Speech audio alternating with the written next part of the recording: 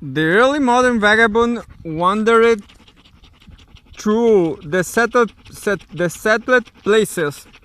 He was a vagabond because in no place could he be settled as the other people had been. The settled, the settled were many, the vagabonds few. Postmodernity reversed in the ratio. Now there are few settled places left. The forever settled residents wake up to find the places in the land, places in society, and places in life to which they belong, no longer existing or no longer accommodating. Neat streets turn mean, factories vanish together with jobs, skills no longer find buyers, knowledge turns into ignorance, professional experience becomes liability, secure networks of relations fall apart and fold the place with putrid waste. Now the vagabond is a vagabond not because of the reluctance of difficulty of settling down, but because of the scarcity of settled places. Now the odds are that the people he meets in his travels are other vagabonds, vagabonds today and vagabonds tomorrow. The world is catching up with the vagabond and catching up fast. The world is retailoring itself to the measure of the vagabond, the tourist. Like the vagabond, the tourist wants to inhabit the margins of properly social action, though the vagabond was marginal man, while tourism was marginal activity, and has now moved to its center in both senses. Like the vagabond, the tourist is one of the one on is the tourist is on the move. Like the vagabond, he is everywhere. He is everywhere he goes in, but nowhere off the place he is in. But there is also differences, and they are seminal. First, the balance between push and pull factors in the case of the tourists shifts toward the pull end. The tourist moves on purpose, or so he thinks. His movements are first of all in order to, and only secondarily, if at all, because of. The purpose is new experience. The tourist is a conscious and systematic seeker of experience, of a new and different experience, of the experience of difference and novelty, as the joys of the familiar wear off and cease to allure. The tourists, the tourists want to immerse themselves in a strange and bizarre element, a pleasant feeling, a tickling and rejuvenating feeling, like letting be oneself be buffeted by sea waves, on condition though that it will not sticky to the skin and thus can be shaken off whenever they wish. They choose the elements to jump into according to how strange but also how innocuous they are. You recognize the favorite tourist haunts by their blatant, ostentatious, if painstakingly groomed oddity, but also by the profusion of safety cushions and well marked escape routes. In the tourist world, the strange is tame, domesticated, and no longer frightens, shocks commune a package of deal with safety. This makes the world seem infinitely gentle, obtained to the tourist's wishes and whims, ready to oblige, but also a do-it-yourself world, pleasingly pliable, knicked by the tourist's desire. made and remade with one purpose in mind: to excite, please, and amuse. There is no other purpose to justify the presence of that world and the tourist presence in it. The tourist world is fully and exclusively structured by aesthetic criteria. Never more numerous writers who know the aestheticization of the postmodern world to detriment of its others. Also, moral dimensions describe, even if unaware of it, the world as seen by the tourist. The aestheticized world is the world inhabited by tourists. Unlike in the life of the vagabond, though and harsh realities resistant to aesthetic sculpting do not interfere here. One may say that what the tourist buys, what he pays for, what he demands to be delivered or goes to court in delivery is delayed, or if delivery is delayed, is precisely the right not to be bothered, freedom from any but aesthetic spacing. Second, unlike the vagabond, who has little choice but to reconcile himself to the state of homelessness, the tourist has a home, or should have at any rate. Having a home is a part of the safety package. For the pleasure to be enclouded and truly engrossing, there must be somewhere a homely and cozy and indubitably owned place to go to when the place present adventure is over, or if the voyage proves not as adventurous as expected.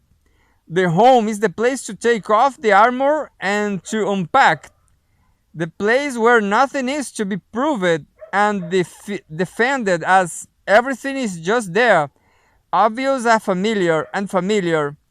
It is the placidity of home that sends the tourist to seek new adventures, but it is the self same placidity which renders the search of adventures an uncloudedly pleasurable pastime. Whatever has happened to my face here is the tourist land, or whichever mask I put on it. My real face is in safekeeping, immune, stain resistant, unsullied. The problem is, though, that as life itself turns into an extended tourist escapade, a tourist conduct becomes the mode of life, and the tourist stance grows in the character. It is less and less clear which one is the visiting places of the visiting places is the home. The opposition: here I am but visiting, there is my home, stays clear cut as before, but it is not easy to point out where the there is. There is increasingly stripped of all material features. The home it contains is not even imaginary. Each mental image will be too specific, too constraining, but postulated.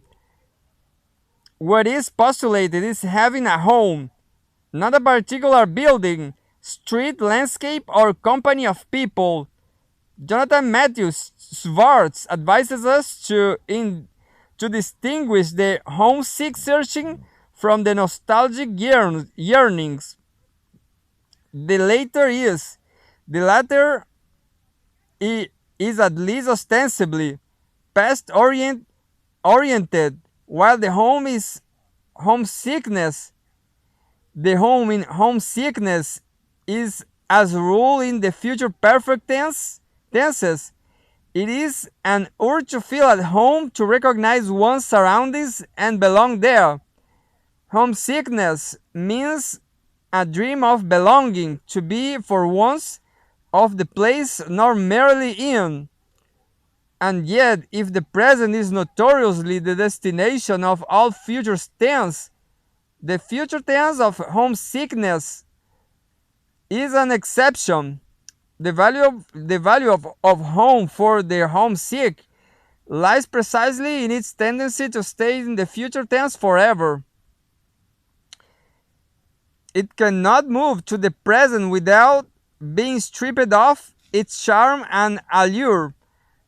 When tourism becomes the mode of life, when the experiences ingested thus far whet the appetite for further excitement, when the threshold of excitement climbs relentlessly upwards and each new shock must be more shocking than the last one, the possibility of the home dream ever coming true is as horrifying as the possibility of it never becoming real.